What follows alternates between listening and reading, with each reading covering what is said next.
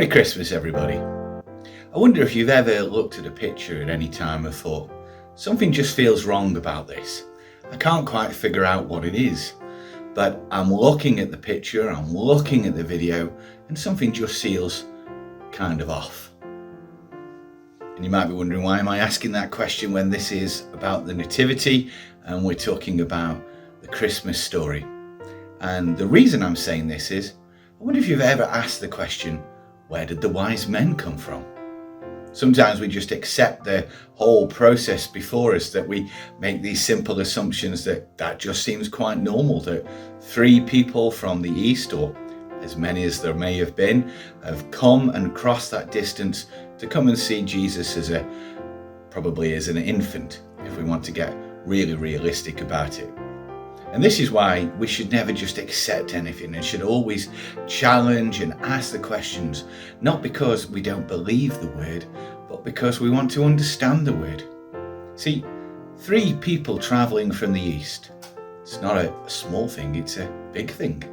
At that particular time, this was the frontier of the Roman Empire.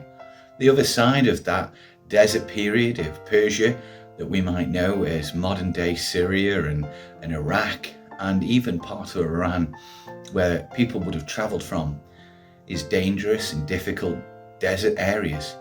The people who lived on the other side of that frontier were the enemy of the Roman Empire. Crossing that border was akin to, during the Cold War, the Russians crossing over into Europe or Western Europe. It was a big deal, 3 people crossing that border. Not only was it a big deal, it was a big thing to cross that kind of desert. It's very dangerous. It's very difficult. They took a life-threatening journey to come and follow the star and see Jesus. But none of that is what makes this unusual. Like I said, sometimes the picture just doesn't seem quite right. Today, Christianity is a worldwide religion. It's celebrated in almost most countries, and it's certainly been spread into every single one of them. But at the time of Jesus' birth, Judaism was a religion that was part of just the Jewish world.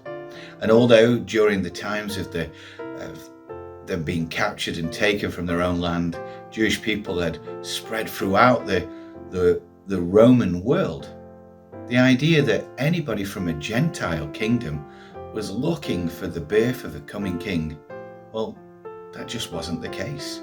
Everybody had their gods, everybody had their legends. But the message of the coming Messiah was something that was very specific to Israel. Now, that was always God's plan.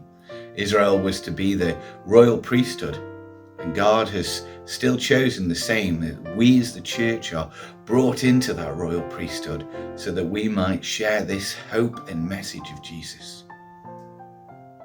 The reason that we read about the 3 wise men is not just so that we can understand that their gifts were prophetically to talk about what Jesus the baby was born to come and do when he became Jesus the man, the teacher and the Messiah, but very importantly, they were to teach us something.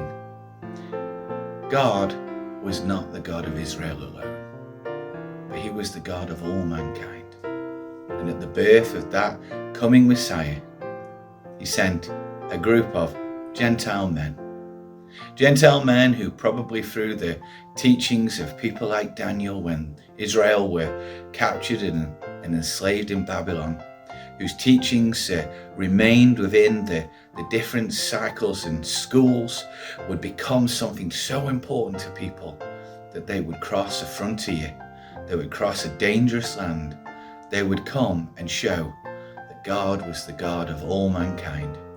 So when we come to celebrate Christmas, we come to celebrate that Jesus is not a Gentile Messiah, or that Jesus is not an Israelite Messiah, but that he is the Saviour of all the world.